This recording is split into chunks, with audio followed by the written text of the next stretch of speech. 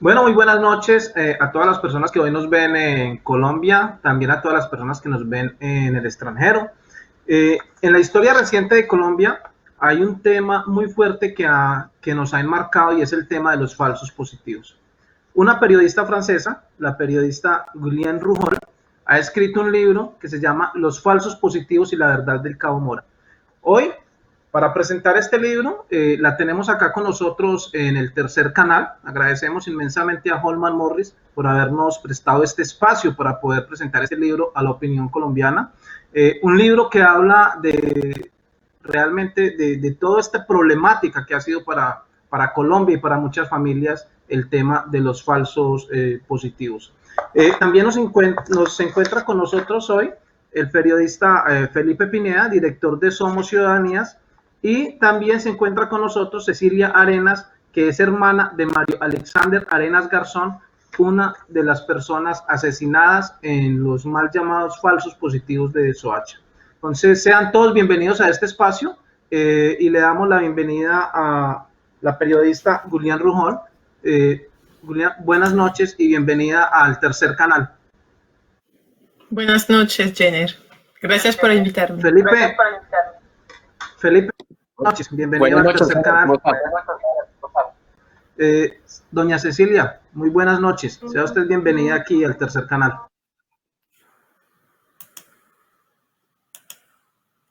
Doña Cecilia.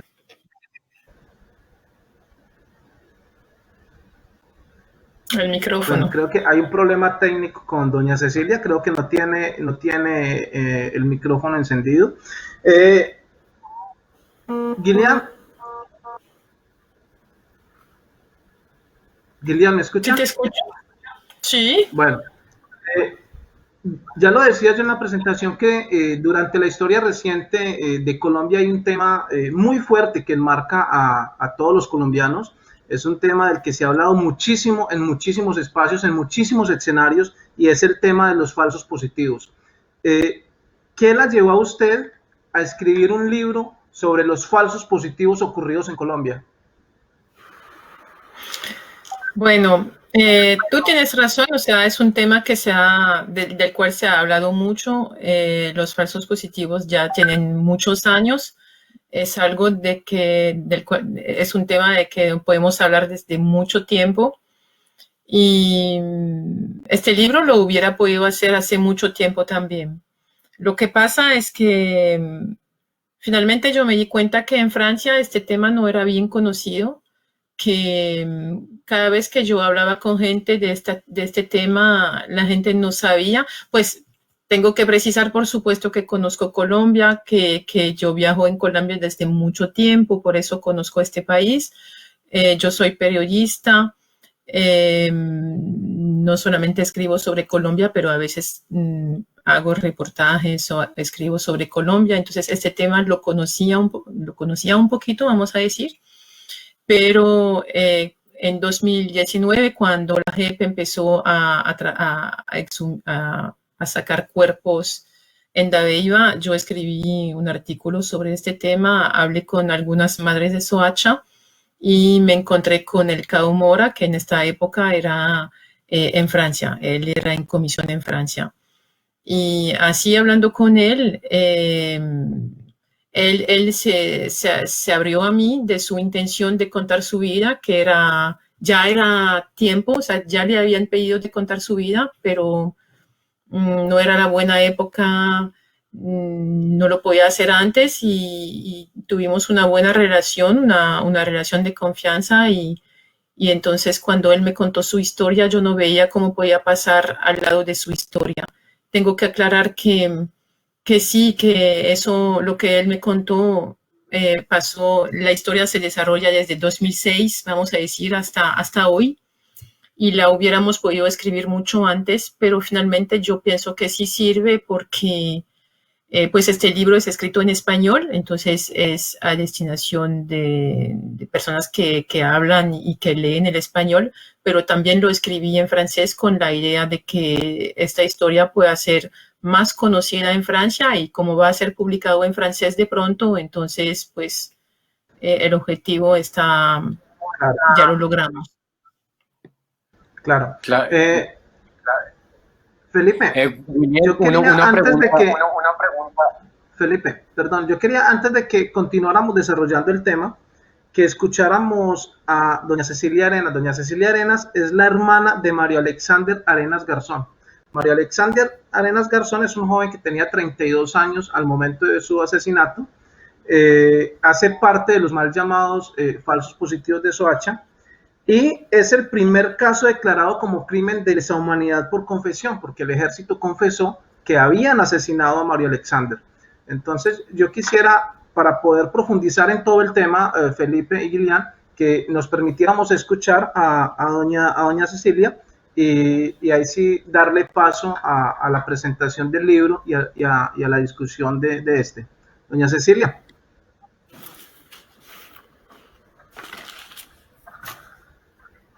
Doña Cecilia.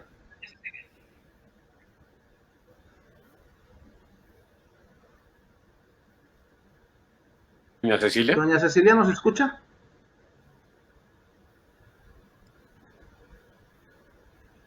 Sí, doña Cecilia, ¿nos escucha? Su micrófono. Bueno, creo que tiene el micrófono apagado, doña Cecilia.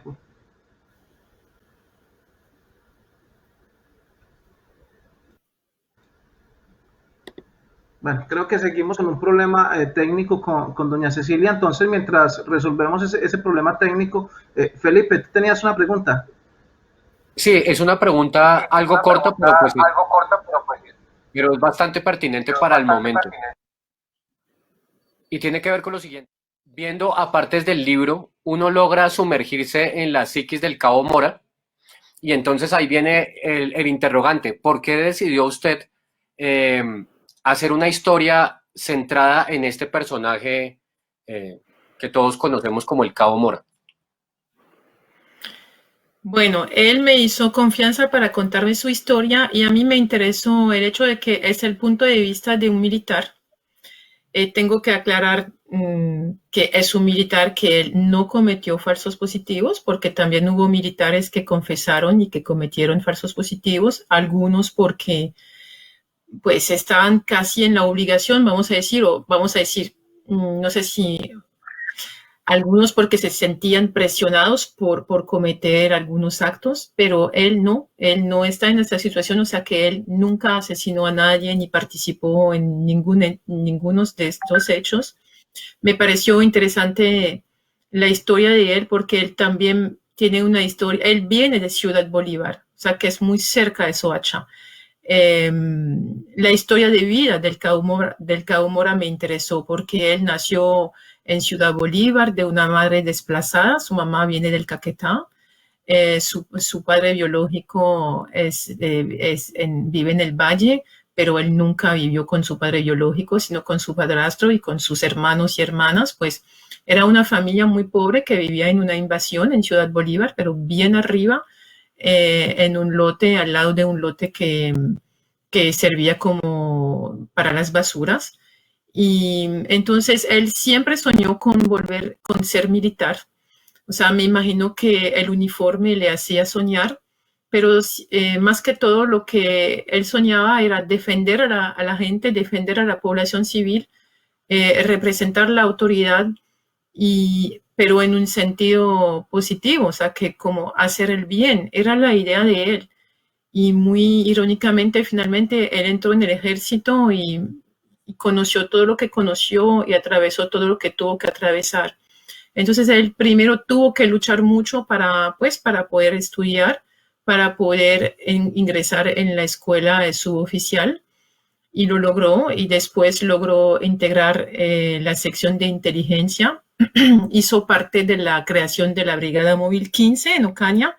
Pues también eso, normalmente él no debía ir en el Catatumbo, o sea que a él le pasó cantidades de cosas. Se fue en el Catatumbo porque fue un castigo. Fue un castigo porque él se enamoró de una muchacha que era la hija de un alto mando, pues, o un alto grado, mejor dicho, y él solamente era cabo y además era negro. O sea, había dos tipos de discriminación, una discriminación social y una discriminación racial. Y para deshacerse del novio de su hija, él el alto grado lo envió bien lejos. O sea, él llegó muy joven, como tenía, no sé, 21, 22 años en el Catatumbo, en esta región donde había EPL, ELN, paramilitares, una región bien compleja. Y cuando él empieza a hacer su trabajo de inteligencia, en vez de encontrar lo que estaba buscando, o sea, un líder del EPL, él solamente encontraba nexos entre paramilitares y militares. Y él sí había escuchado hablar de esto, por supuesto, pero fue distinto saber escuchar de un rumor y tocar este rumor del dedo, o sea, probarlo. Y él se dio cuenta de todos estos nexos, empezó así, hasta que finalmente se dio cuenta del primer muerto, que era una ejecución extrajudicial, o sea, era un tipo, un vago de la región, un tipo que tenía problemas psiquiátricos, pero que no tenía nada más, o sea, no era un delincuente, no era un criminal, no era... era un tipo que seguramente pues tenía problemas psiquiátricos nomás y lo mataron y lo hicieron pasar por un combatiente, y eso fue el primer caso del que él se enteró. Y esto más los nexos entre militares y paramilitares, pues así comienza la historia, vamos a decir. Y me interesó el punto de vista de él, que él no tiene el mismo perfil que los militares que están declarando hoy delante de la JEP, que muchos están buscando beneficios, están buscando rebajas de pena.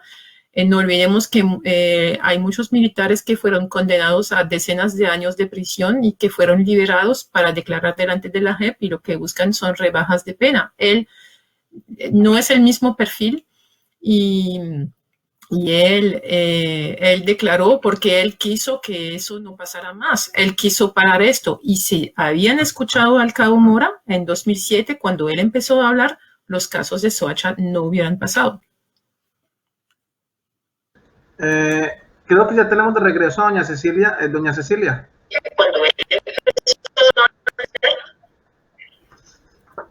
Bueno, ¿no se escucha, doña Cecilia? Creo que ya tenemos de regreso a doña Cecilia. Doña Cecilia. Sí, ¿me escuchan? ¿Ya me están escuchando? Sí, señora, ya lo estamos escuchando. Yo sí los escucho. ¿Ustedes me escuchan? Doña Cecilia. Sí, señora, ya lo estamos escuchando. Señor.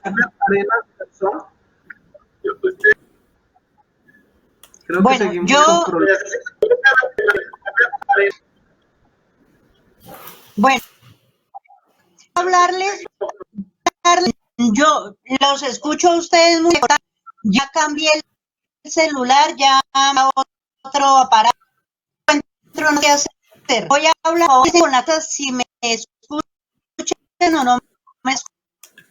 ¿Sí? ¿Me están escuchando? Ahí estamos escuchando, doña Cecilia. Bueno, buenas noches para todos. Mi nombre es Cecilia Arenas. Soy hermana de Mario Arenas, un chico de los falsos positivos de Soacha, en el cual Mercedes Abrego de Florblanca Santander se lo llevó, me lo mató, lo vistió de guerrillero. A mi hermano fue la persona que me le colocaron las dos quizás, me colocaron una granada de mano enrollada en plástico, no sé si fuera, y bueno, pues Alex fue el primer crimen confesado por él. Llevo 13 años de, pero ya no ha terminado acá con que él no leyeron. Limpié el nombre de mano, pero sigo organización Mafapo, porque es mi organización, porque Mafapo nació de nosotras, porque mi lucha quiero mayor, quiero la cabeza, quien dio la tengo el gusto y lo quiero muchísimo. Carlito Mora para mí es una persona, ha sido una persona adelante y lástima que no le hiciera caso. Yo fui una mujer, he sido una que te levantar muertos. No sé qué. Hoy no sola. Mi madre murió. Es la moral de la muerte de mi hermano. Luego murió mi esposo. Murió mi hijo mayor también. Y esta lucha no es solamente por mí. Es lucha que yo tengo. Es por no ver a más madres llorando. Es por no ver enterrando a sus hijos. Que somos nosotros los hijos los que tenemos que enterrar a nuestros padres. No que nuestros padres entierren a nosotros. Nuestros viejos se están quedando solos, carajo. ¡Qué impotencia! Esa es la lucha de las madres de los falsos positivos. Queremos mucho a Carlos. Él es un hijo para nosotros. Yo también sufrí las consecuencias de la familia. Tengo miles que me dijeron, Celia, usted no hace nada. Usted se atreva a buscar a su hermano. Esto es una organización grande que la va a matar a usted y va a matar a toda la familia. Pero yo de terca dije, no, yo voy a demostrar que no fue ningún. Yo tengo que limpiar el nombre de mi hermano. Hoy orgullosamente levanto la cara, los miro de frente y les puedo decir, Alex no fue ninguno. Seguiré trabajando por los derechos humanos que hoy en día conozco y sé para qué sirven. Hoy en día gracias a esto que sucedió, hermano, aprendí a conocer a ellos valores que no sabía, que yo no tenía idea qué eran los demás. Hoy día trabajo con víctimas de toda clase. Entonces también son los derechos humanos que tenemos derecho nosotros las personas. Hoy en día le agradezco a Dios por haber escuchado el testimonio, la vida, por tener un amigo al lado de nosotros, como es Carla. Él sabe que yo lo quiero mucho, un abrazo y que mi Dios me lo bendiga para todos ustedes. Gracias. William, hay una lucha que nosotros hemos venido dando desde el exterior. Cuando digo nosotros me refiero a un grupo muy importante de colombianos que nos encontramos en el exilio y que también hemos sido víctimas de la guerra en Colombia, no necesariamente todos de falsos positivos, pero hemos dado una lucha desde el exterior para visibilizar el problema que hay en Colombia, para visibilizar la barbarie, el magnicidio y todo lo que ha venido ocurriendo durante los últimos años en Colombia. Para nosotros, porque yo puedo hablar en nombre de ellos esta noche, de todos estos guerreros y estos luchadores que estamos en otros países exiliados, para nosotros que una periodista como usted se atreva a escribir un libro contando las cosas que están ocurriendo en Colombia. Entonces, lo primero que yo quiero hacer es en nombre de todas estas personas que hemos luchado desde el exterior, pues agradecerle por ayudarnos a visibilizar ese problema que hay en Colombia. Eh, ¿Cómo comienza a ver el periodismo internacional el tema de Colombia?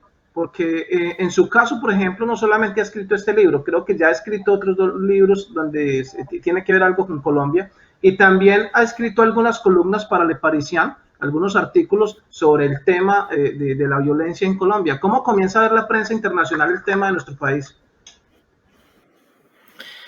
Pues no sé si te puedo responder realmente en nombre de los diarios, de las revistas internacionales, pues fuera de Colombia en general. Yo solamente puedo hablar por mi punto de vista. Yo soy francesa, yo no soy colombiana. Yo sí conozco a Colombia. Yo veo que desde algunos años el turismo está subiendo en Colombia. Pues no vamos a hablar de este periodo especial que es lo de la pandemia que pone todo entre paréntesis. Pero desde algunos años vemos el turismo subir en Colombia, lo que es un fenómeno nuevo, porque yo me acuerdo muy bien cuando viajaba en los años 90 y cuando hablaba con la gente en pueblos, en ciudades, en Colombia, cuando se enteraban de que yo estaba francesa, pues claro, con mi acento, estaban muy, extrañados por ver una extranjera. Ahora la gente está acostumbrada a ver extranjeros en Colombia porque hay mucha gente que viaja por turismo. Pero también yo me enteré que estos turistas que viajan a Colombia finalmente conocen muy mal el país. O sea, pueden ser que van a visitar a San Agustín, pueden ser que van a ir a Cartagena, en el eje cafetero, que van a aprender algo de la cultura del café, cosas así. Pero de la historia de Colombia, aparte de Pablo Escobar y de los carteles y de lo que se puede ver en las series, finalmente no saben nada. Por supuesto, hay varios medios franceses que tienen correspondiente, hasta que tienen correspondiente en Colombia o que hacen reportajes y que cuentan cosas que están pasando en Colombia. Pero realmente para mí es enorme pues realmente para mí la gente no conoce la problemática de Colombia. Saben que sí es productora de cocaína, saben que sí hubo las FARC, pero para ellos pues los problemas se resumen a las FARC. De los paramilitares saben menos. Y de la historia en general no saben mucho. Lo de los falsos positivos es tan enorme, es una cosa tan espantosa que me parece que es un escándalo que normalmente todos deberíamos conocer. Y no se conoce tanto, y por eso yo lo quería escribir en francés. Pues la verdad, el libro primero lo escribí en francés, pero lo traducí en español y lo propuse a una casa editorial en Colombia, y fue más fácil que en Francia, porque realmente como no se conocen estos hechos, no encontré es una pequeña casa editorial aquí en Francia que lo va a publicar, pero la directora literaria me dijo que ella fue muy impactada por la lectura del libro porque no conocía nada de esto. Y bueno, yo por eso no te puedo hablar de la visión de la prensa internacional, yo te puedo hablar solamente de la mía, que sí, yo ya escribí algunos artículos sobre Colombia. Yo sé que la gente, aparte del café, de las orquídeas y del tráfico de droga, la gente se quedó en lo de Pablo Escobar. O sea, Pablo Escobar murió en 93. Pasaron muchas cosas. Hay otra problemática. Y pues sí, espero que eso permitirá hacer conocer la verdad aquí sobre los falsos positivos. Yo sé que hay casi 5 millones de colombianos que viven fuera del país. O sea, eso representa como 10% de la población. Me imagino que, bueno, hubo un periodo en que me imagino fue más difícil que hoy llegar a un país como Francia o en otros países, porque la gente miraba a los colombianos de una manera que me imagino que era como fea. Todavía hoy, cuando uno dice que es colombiano, hay chistes, ¿no? O sea, que yo cada vez que viajo a Colombia, cada vez que regreso, me hacen chiste en el trabajo, con los amigos, pues lo hacen de manera cariñosa, pero hacen chiste. Pero saben solamente de cocaína y no saben lo que hay detrás. Por ejemplo, cuando yo hablo de cocaína, tampoco saben toda la miseria y todo lo que representa lo que hay detrás de un pase de coca. Pero sí espero contribuir. Guillén, otra pregunta pues que tiene que ver con lo mismo es, bueno, en Colombia hay antecedentes de periodistas que en algún momento trataron el tema del paramilitarismo y lo hicieron público a nivel nacional. Pues está el caso paradigmático de Hernando Calvo Ospina, quien es un colombiano residente en Francia hace mucho tiempo y quien ha venido colaborando durante hace muchas décadas con Le Monde Diplomatique y Le Monde Diplomatique, la edición en español de Le Monde, y quien escribió un libro que se llama Colombia, Laboratorio de Embrujos, y él fue de los primeros que de alguna manera empezó a desvelar esta problemática a nivel internacional. Pero digamos que acudiendo a lo mismo que tú estás diciendo o que has venido diciendo, ¿qué podemos hacer o qué se puede hacer para que la gran prensa en Francia, en Inglaterra, en Europa, en Estados Unidos, empiece a visibilizar este tipo de problemáticas y no los vea como un caso aislado de un país tercermundista? Y yo creo que esto mismo, digamos, se retrotraería a nivel global. ¿Qué hacer para que estas dinámicas de body count en países tercermundistas sean visibles para la gran prensa mundial? Pues primero yo creo que, aunque ahorita yo decía que había mucho turismo ahora en Colombia, pues si se excluye este periodo de pandemia, eso puede contribuir. Si hay muchas idas y vueltas, hay gente que va a viajar y hay gente que se va a enterar. Incluso yo hablé con una periodista, una amiga mía, que viajó a Colombia el año pasado, y cuando yo le dije que estaba trabajando en el tema de los falsos positivos, ella me dijo, ay, sí, que había visto algo de esto en un artículo, en alguna cosa. Entonces yo pienso que el hecho de que hay movimiento, eso sirve. También yo vi hace poco que hay un movimiento que se llama, yo creo que las vidas colombianas también cuentan o algo así, que propone una petición para que la CPI intervenga en Colombia,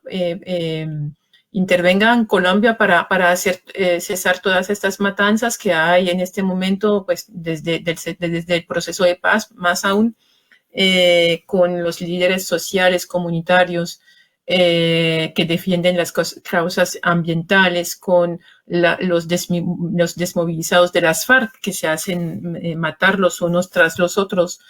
Entonces, bueno, yo vi que había esta petición y que esta petición la debían llevar a la CPI, yo creo que el 10 de diciembre, que va a ser el cumpleaños de la Declaración de los Derechos Humanos de 1948. Entonces, este tipo de eventos sí pueden servir y contribuir a hacer conocer lo que está pasando en Colombia. Desafortunadamente, te puedo contar que yo, como periodista francesa, yo me doy cuenta de la inercia que tenemos nosotros, los medios de comunicación, de la dificultad que hay de hablar de estos temas.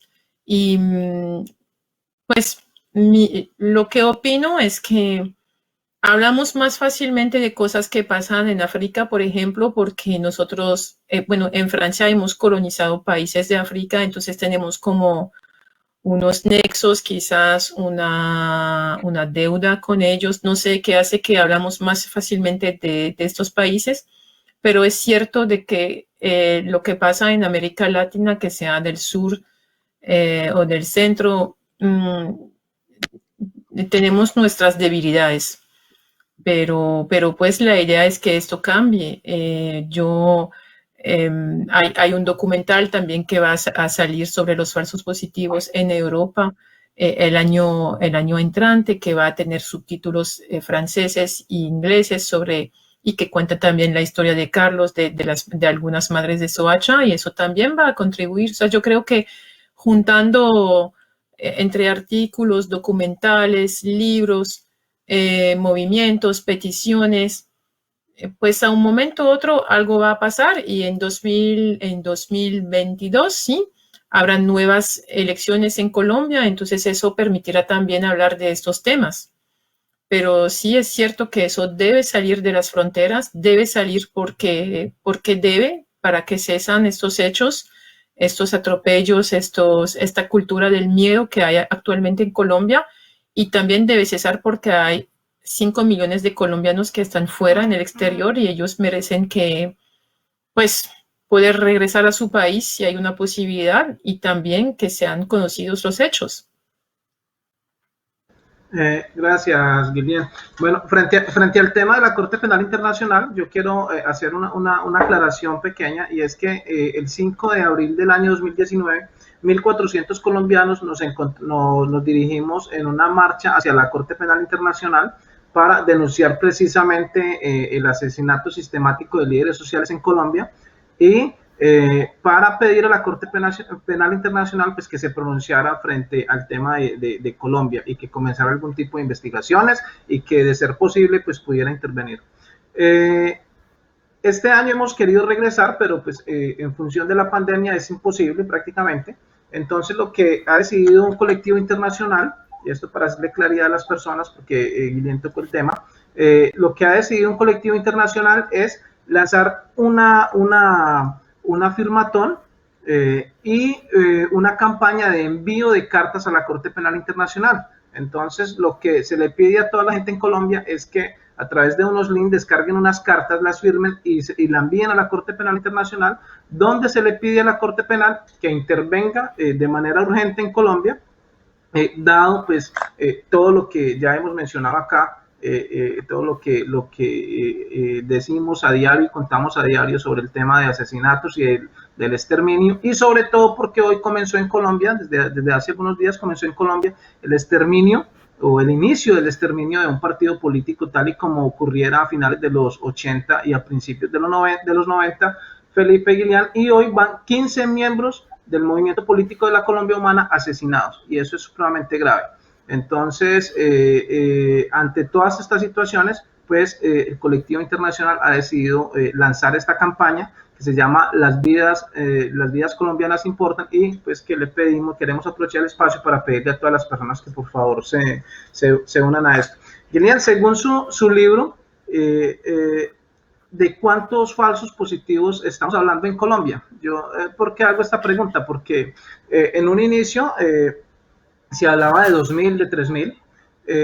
Luego el Reino Unido, en una investigación que hizo, dijo que eran más de 10.000 posiblemente.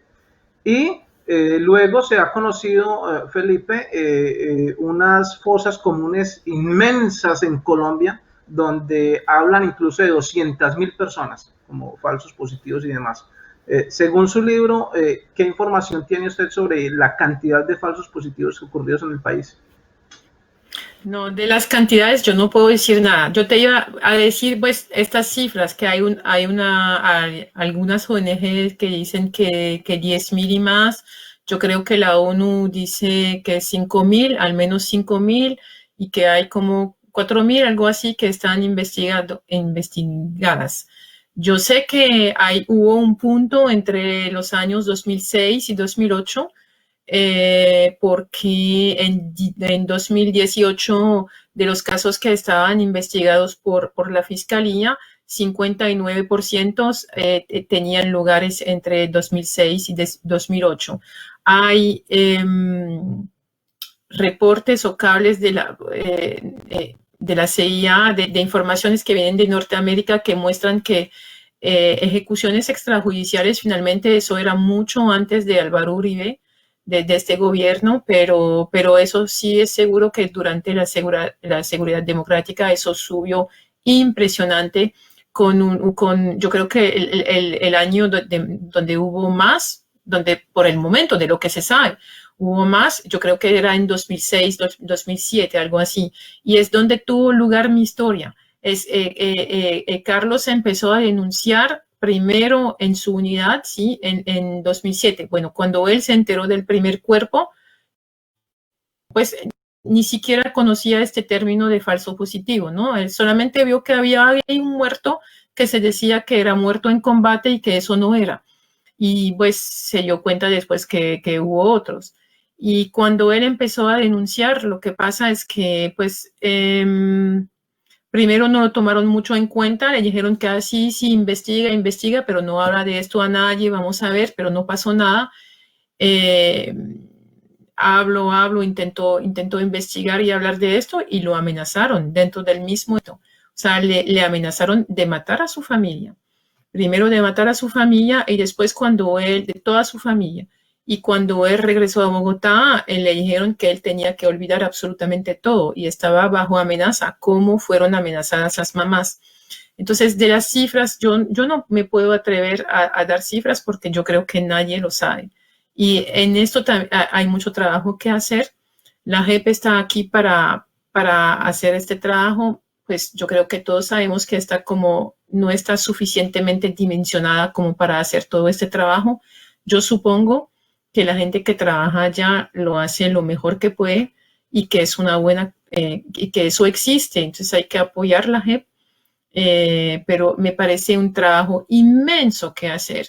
Y además yo me pongo en los zapatos de las madres de Soacha, pues siempre decimos las madres porque ellas se exponieron mucho, pero también hay padres, hermanos, a veces hay hijos, pues de las familias de Soacha y de las familias de los falsos positivos, porque siempre hablamos de los falsos positivos, hablamos de los casos de Soacha, que son muy importantes, ¿cierto? Fueron 19 y además fueron súper importantes porque ellos permitieron salir a la luz pública lo que se sabía en el ejército, que eso era un secreto a voces, que todo el mundo lo sabía, que era el comisionado de la ONU, dijo que a todos los niveles eso se sabía.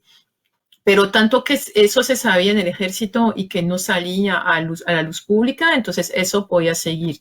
Con los casos de Soacha, ¿qué pasó? Eso hizo, el escándalo estalló en octubre de 2008 y siempre hablamos de los desaparecidos de Soacha, pero ellos eran 19, pues 19 casos, historias dramáticas y todo lo que quieres, pero fueron miles. El personero de Soacha en esta época, él había ya prendido las alarmas sobre las desapariciones, que había muchas desapariciones antes que eran de reclutamiento forzado por varios grupos guerrilleros, pero sobre todo por grupos paramilitares en este entonces. Y no lo escucharon realmente. Cuando él se dio cuenta que había desapariciones y después que los cuerpos estaban reapareciendo en Ocaña, entonces él sintió de inmediato que eso se ponía muy feo y hizo encontrar las madres entre ellas para que se puedan organizar y él como abogado pues les dio como algunos consejos para que se organicen. Pero de pronto de una les contó que eso iba a durar mucho tiempo, que no se iba a resolver así. Y él, como también era vicepresidente de la Federación de los Personeros, viajó en todo el país y yo creo que él participó como a 300 denuncias de falsos positivos, algo así.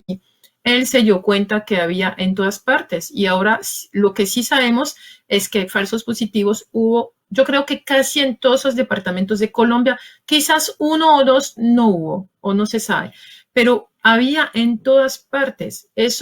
Había un patrón, había un perfil de los muchachos que estaban recluidos y había un patrón. Este patrón mejoró, si puedo expresarme así, con los meses y con los años. Me explico. Yo creo que es Fair Leonardo, que era zurdo, ¿sí? Este caso fue reconocido de lesa humanidad porque este hombre que tenía 26 años era muy vulnerable porque él había tenido una enfermedad en su infancia que hacía que pues era como un niño en un cuerpo de hombre, como suele decir su mamá. Y yo creo que él era zurdo y cuando lo encontraron, él tenía la arma o tenía armas en la mano derecha. Entonces, el patrón mejoró en el sentido que después los militares o paramilitares o reclutadores hacían firmar a sus presas un contrato para ver si eran zurdo o si utilizaban la mano derecha. Al principio hubo también muertos que tenían los huecos en la ropa no correspondían con los tiros, pero después les hacían vestir primero de guerrilleros y después los mataban para que todo esto correspondara. Discúlpame por los errores de idioma. Y entonces eso muestra que el patrón mejoró, o sea que a un momento en toda esta historia, desde el principio, fabricar muertos para lograr las cifras era espantoso, pero después es como si no había ninguna barrera de ningún valor, de ningún principios, de como si la vida no contaba, pero no eran cualquieres vidas. No eran chicos de familias ricas, de estratos altos, pues sabemos quién eran las víctimas, eran chicos, muchachos, jóvenes, de barrios populares, de invasiones, y los criminales pensaban que ellos, que las familias no se iban a defender, y yo creo también que pensaban que eso era menos grave, porque era como una forma de limpieza social. Y en su mente esa forma de limpieza social no era tan grave, no era tan grave matar a muchachos que de pronto algunos no habían estudiado, que no tenían trabajo, bueno. Y lo que me impacta también, cuando ahorita pregunta por qué yo cuento la historia del Cabo Mora, que digo que cuento por el punto de vista de un militar y que no es cualquier militar, que es un militar que denunció, que es un militar que dañó a toda su carrera porque denunció, que puso en peligro a su familia, que su esposa lo apoyó, que siempre lo apoyó de manera incondicional, que yo le dije a Carlos que detrás de un gran hombre o de una gran mujer siempre hay otro gran hombre o otra gran mujer, y yo creo que su esposa también es una gran mujer. Pero también los militares, los soldados también fueron víctimas en cierto sentido. Eso me impacta bastante que el general Mario Montoya, en una audiencia en febrero de 2020, mencionó el estatus social bajo de los soldados que habían cometido falsos positivos, precisando que los que prestaban el servicio militar eran de estrato 1 y 2, y que estos muchachos, yo abro las comillas, ni siquiera sabían cómo coger los cubiertos ni cómo ir al baño. O sea que para explicar estos asesinatos, el general Mario Montoya, que era el más alto en la cadena de mando, él explicó, o sea, que los falsos positivos eran resultado de los actos de estos soldados que pues que ni sabían coger los cubiertos por su origen social. O sea que la discriminación social fue en toda parte, por las víctimas, por los que mataron, pero también por los soldados que también algunos cometieron esto. Es como, en su mente, es como si la pobreza fuera sinónima de falta de ética. Y me interesó también contar la historia de Carlos, porque Carlos viene de una invasión. Él quería ser militar para defender a la gente, y él salió adelante y él siguió siempre el mismo camino. O sea, él nunca se alejó de sus ideales, y para mí, pues, también es un héroe. Es que yo quería contar la historia de un héroe. Cada vez que él contó su historia fuera del ejército y fuera del país, entonces la gente siempre lo ve así. Yo creo que sí lo es. Él solamente siguió sus ideales y es lo que normalmente cada persona tendría que hacer. Pero pues así no pasó, porque sabemos que en todo lo que se trata de las ejecuciones extrajudiciales, mucha gente ganó en esto, ¿sí? Los altos mandos ganaron ascensos, militares ganaron permisos, días de permisos, cursos, hubo plata, los paramilitares ganaban porque dando presas a los militares, pues después los militares podían mirar por otro lado cuando los paramilitares estaban actuando en la zona, actuando, o sea, haciendo tráfico de drogas y cantidad de cosas, la guerra con otros grupos. Pues todo esto quería contar. Y Felipe. También el dolor de las madres que fueron puestas a esta cosa espantosa de ir a buscar ellas mismas el cuerpo de sus hijos o de sus hermanos. Varias contaron cómo pasó y me parece espantoso que ellas tuvieron que reconocer cuerpos que fueron enterrados en la tierra durante meses, años para algunos. O sea, yo no sé en qué estado puede estar un cuerpo en estas condiciones, pero Una madre no recuperó una madre de Soacha no recuperó el cuerpo de su hijo.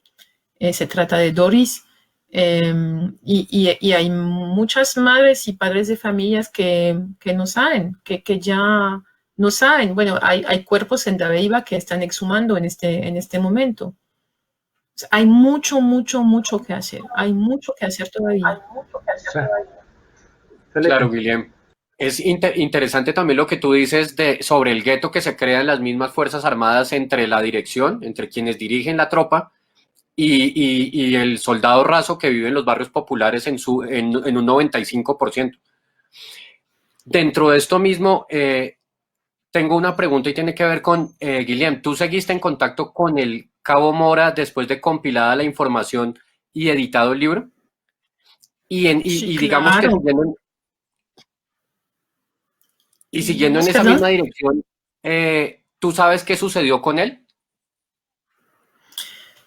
Pues sí, es que yo no quiero hablar de él al día de hoy, pero sí estamos en contacto casi diariamente, o sea, nos enviamos mensajes, nos llamamos. Pues el libro lo escribimos juntos, o sea, él me contó la historia, yo escribí el libro, pero primero yo escribía el libro en francés y yo le llamaba y le traducía cada capítulo pues para estar segura de que yo había entendido bien todo lo que me contaba él. Pues por supuesto yo investigué también, yo no solamente escribí lo que me contó él, y no, pues él está bien, pero las amenazas, vamos a decir que las amenazas nunca pararon. Y hay otra cosa, es que las amenazas hay también el desprecio. Yo pude ver el desprecio que él sufre y lo aguanta. Y lo aguanta porque hay dos soluciones: o no denunciar o renunciar a sus ideales a él y vivir bien, o seguir con sus ideales y pues aguantar este desprecio. Y pues él sigue con sus ideales y la verdad yo espero que él va a poder a un momento rehacer su vida con su esposa, con su familia, y que va a poder salir adelante, porque la verdad él no ha sido reconocido como debería ser.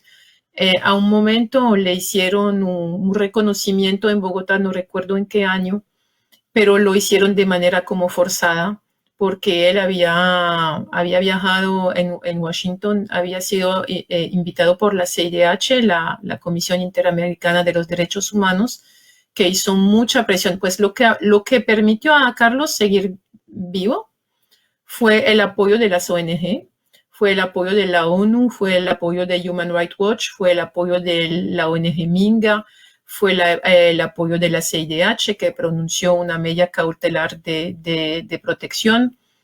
Sin todas estas organizaciones, yo pienso que él estaría muerto. A él, cuando le quitaron los escoltas, que él tenía, sufrió un accidente de tránsito.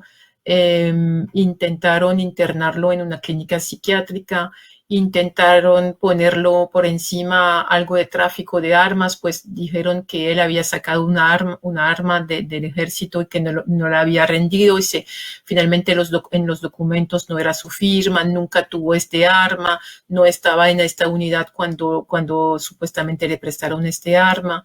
También le atropellaron cuando él estaba en moto, con un carro, casi lo mataron. ¿Qué le hicieron? Pues él recibió amenazas, varias amenazas telefónicas.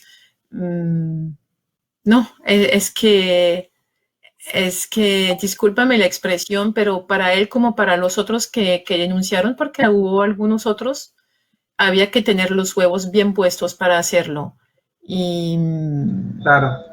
y seguir así. Claro. Yo quisiera, ya porque ya estamos entrando como en la parte final del programa, Felipe y Guillem, antes de continuar, yo quisiera solidarizarnos con el director de Tercer Canal, con Holman Morris, quien ha sido amenazado el día de ayer en un panfleto de las Águilas Negras, y a quien recientemente el gobierno había intentado, le había querido quitar su esquema de seguridad. Entonces, yo creo que el periodismo en Colombia, el periodismo alternativo, también está siendo víctima de seguimientos, ¿sí? Entonces, toda la solidaridad con el Tercer Canal y con Holman Morris, por supuesto, y con los demás periodistas que también salieron amenazados en este panfleto. Felipe, yo quería aprovechar para preguntarte algo, y es, sí, ¿qué significa para Colombia en el momento en que estamos hoy que sea más la prensa internacional o los periodistas internacionales quienes comienzan a escribir sobre este tema y a visualizar el problema, y no alguna parte de la prensa colombiana? Pues significa lo que siempre ha sucedido en todos los países del mundo, y es que si no hay presión internacional a nivel interno en unas democraduras como la colombiana, no surte ningún efecto, ningún tipo de presión interna. Tiene que haber siempre una presión externa que facilite las condiciones para que esto de alguna manera se solvente. Y por algo lo que ha pasado con la Corte Interamericana y con lo que ha sucedido en La Haya, esto marca un hito para que se empiece a abrir el dique y se empiece a saber esto, y ya con acciones judiciales puntuales. Gracias, Felipe. Bueno, ya para terminar, Gillian, ¿dónde podemos en Colombia conseguir el libro? Porque yo sé que hay muchas personas que esta semana pudieron ver la presentación del libro en La Nueva Prensa, y hoy lo están viendo acá en Tercer Canal, pero pues están preguntando dónde pueden conseguir el libro. ¿Dónde podemos conseguir ese libro en Colombia? Bueno, este libro fue publicado por Icono Editorial, entonces se puede encontrar en las bodegas de Icono Editorial, pero no solamente, se puede encontrar en, no sé, la Librería Nacional, la Panamericana, en librerías en Colombia. Yo sé que me preguntaron algunos colombianos que viven fuera del país cómo se podía conseguir la versión digital. La versión digital va a ser disponible dentro de 2 o 3 semanas en Amazon. Entonces se podrá conseguir la versión digital en Amazon, y pues de lo demás en Colombia pidiéndole en cualquier librería. Y pues para los colombianos que viven en Francia, yo tengo algunos ejemplares también que yo compré en Colombia y que yo hice venir aquí en Francia, pero son solamente algunos ejemplares. Pero de la versión digital sí va a ser disponible como dentro de 2 o 3 semanas, y si no, con Icono Editorial se puede pedir también. Okay, y yo agradezco a esta editorial y a Gustavo por haber publicado el libro. Perfecto. Ya para terminar, Felipe, no sé si tú tienes otra pregunta para Guillén. No, yo creo que ha sido un buen cierre lo que acabas de decir, Jenner, y lo que acabas de decir, Guillén. Creo que pues éxito en la distribución del libro, en la venta del libro, y pues haremos todo lo posible desde los espacios de Somos Ciudadanos y de las redes de contacto que tenemos en Colombia para difundir este valioso material.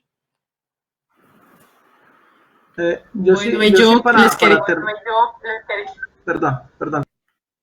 Dale, Guillén, dale. No, yo les quería agradecer por la invitación, y yo quería expresar mi solidaridad pues con los periodistas que sufren esta situación en Colombia. Yo miro la suerte que es la mía. Yo quiero mucho a este país, yo quiero mucho a Colombia por varias razones.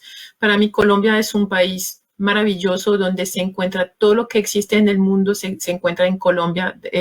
Yo quiero decir, del punto de vista de la naturaleza, de la riqueza que hay biológica, de la mezcla de gente, que todos los continentes están en Colombia, en un solo país. Y es un país que podría ser un paraíso y que a veces parece un infierno para la gente que vive en él.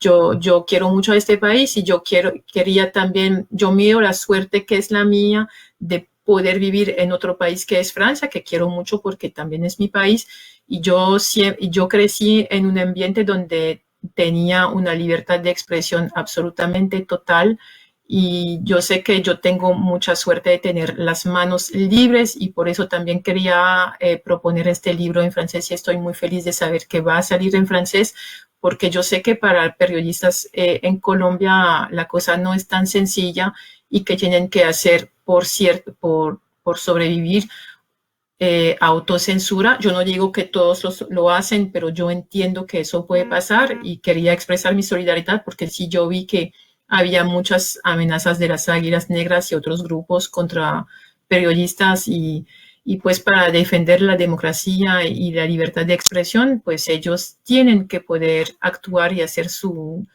trabajo en las mejores condiciones, que por el momento eso no es el caso y ojalá eso evolucione. Claro que sí, gracias, Lilian. Yo para terminar, yo quería hacer un acto de reflexión, y es que en Colombia entendemos como falsos positivos todas las personas que fueron, digámoslo de alguna forma, asesinadas por el Estado, por miembros del ejército, a cambio de permisos, a cambio de dinero, a cambio de todas estas cosas que ya conocemos. Pero hay una cantidad de falsos positivos de los que no se habla nunca, y es los falsos positivos por parte de los grupos paramilitares. Todas las personas que los grupos paramilitares asesinaron en las regiones, en el campo, acusándolos de cualquier manera de ser colaboradores o demás de grupos guerrilleros, y que eran personas que no eran guerrilleras, eran personas común y corriente, pero que con sus asesinatos pues lo que hicieron fue infundir el temor en las regiones para ellos poderse apropiar de las regiones. Yo digo esto porque yo soy una de esas víctimas. Mi familia, hubo parte de mi familia que fue asesinada por grupos paramilitares. Ayer se cumplieron 19 años de la desaparición de uno de mis tíos, que todavía no sabemos qué ocurrió con él, solo sabemos que fue secuestrado por un grupo paramilitar. Esperemos que algún día la verdad pues se conozca y podamos al menos encontrar su cuerpo.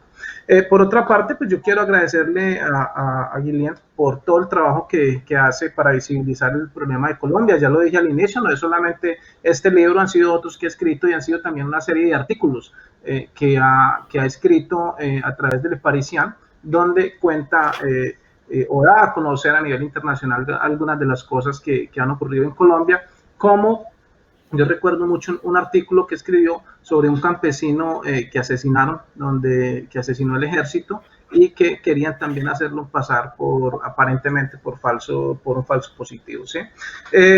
Felipe, muchísimas gracias por habernos acompañado. Lilian, muchísimas gracias por haber estado acá.